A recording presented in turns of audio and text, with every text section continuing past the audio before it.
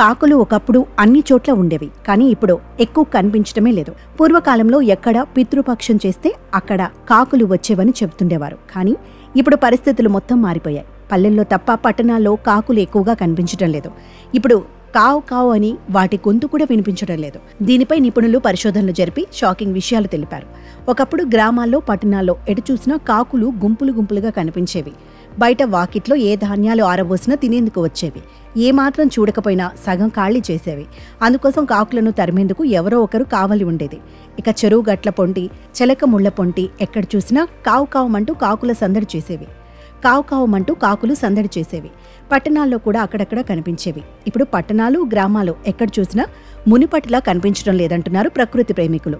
క్రమంగా ఇవి కనుమరుగవుతున్నాయని ఆవేదన వ్యక్తం చేస్తున్నారు. రాబోయే రోజుల్లో అసలు కాకులే కనబడవేమోననే ఆందోళన కూడా పలువురిలో వ్యక్తమవుతోంది. మొబైల్ రేడియేషన్ వల్ల కాకుల సంతానోత్పత్తి చాలా తగ్గిపోయింది. అందుకే కాకులు మనకి తక్కువగా కనిపిస్తున్నాయి. మనుషులైనా పక్షులైనా ప్రతివారు పిల్లల గురించి టెన్షన్ పడుతూ ఉంటారు.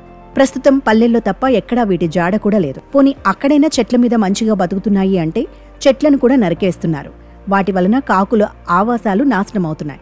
చూడ్డానికి నల్లగా ఉంటాయేమో కానీ కాకులు జీవ వైవిధ్యంలో తమ వంతు పాత్రను పోషించటం ద్వారా పర్యావరణానికి మేలు చేస్తాయని నిపుణులు చెప్తున్నారు. ఇటు ప్రజల నమ్మకాల పరంగానూ అవి ముఖ్యమైనవే. ఇంటి ముందు కాకులు అరిస్తే ఎవరో బంధువులు వస్తారని నమ్మేవారు. ఇప్పటికీ ఉన్నారు. ఎవరైనా ఎక్కువగా అరుస్తుంటే కూడా ఎందుకిలా కాకిలా అరుస్తావనేవారు లేకపోలేదు. ఇక సనాతన ధర్మంలోనూ కాకులకు ప్రాముఖ్యత ఉంది. ఎవరైనా చనిపోయినప్పుడు నిర్వహించే కర్మలో భాగంగా పిండ ప్రదానం చేసేటప్పుడు కాకులు వచ్చి ఆ పదార్థాన్ని ముడితేనే శుభసూచకంగా భావిస్తారు.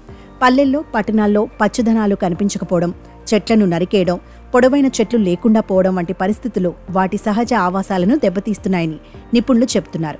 అలాగే సెల్ఫోన్ టవర్ల నుంచి వెలువడే రేడియేషన్ కాకుల సంతానోత్పత్తి తగ్గడానికి కారణమవుతోంది. భూమిపై కాకులు అనేవి లేకపోతే రైతు చాలా నష్టపోతాడు. పంటలకు చీడపీడలు పట్టి తినడానికి కూడా ఆహారం దొరకదని అంచనా వేస్తున్నారు. ఇంకోవైపు మత విశ్వాసాల ప్రకారం కాకులు పితృపక్షంలో పూర్వీకుల రూపంలో భూమిపైకి వస్తారని జ్యోతిష్యులు చెబుతున్నారు. మనం సంతోషంగా పిలుస్తాం, అవి వచ్చినప్పుడు పూర్వీకులు మనల్ని చేరుకుంటారని నమ్ముతారు. అయితే కాకుల సంఖ్య తగ్గితే మానవాళికి ముప్పు తప్పదని నిపుణులు అంటున్నారు. పూర్తిగా కనుమరుగైపోతే పంటలను తినేసే కీటకాలు, ఫంగస్లు పెరిగిపోతాయి. దీంతో చీడపీడలు పట్టి దిగుబడులు తగ్గటం, ఆహార కొరత ఏర్పడటం వంటి పరిణామాలు సంభవిస్తాయి. అలాగే కొన్ని నమ్మకాలు, విశ్వాసాల ప్రకారం కూడా కాకులు లేకపోవడం ఓ లోటుగా ప్రజలు భావిస్తారు.